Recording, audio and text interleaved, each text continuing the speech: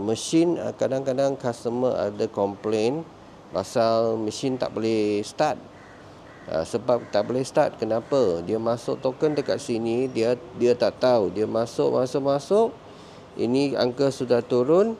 Walaupun turun, tapi tinggal RM1 misalnya, ataupun tinggal RM2, 200 ataupun 100, dia nak start tak boleh. Sebab ini duit ni kalau dia tak turun jadi kosong, ini tak boleh start.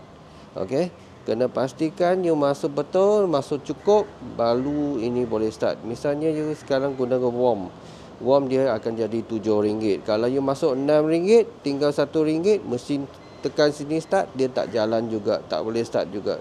Jadi company kena pastikan ini dimasukkan betul, harga dimasukkan ikut sini. You pilih dulu baru masuk token.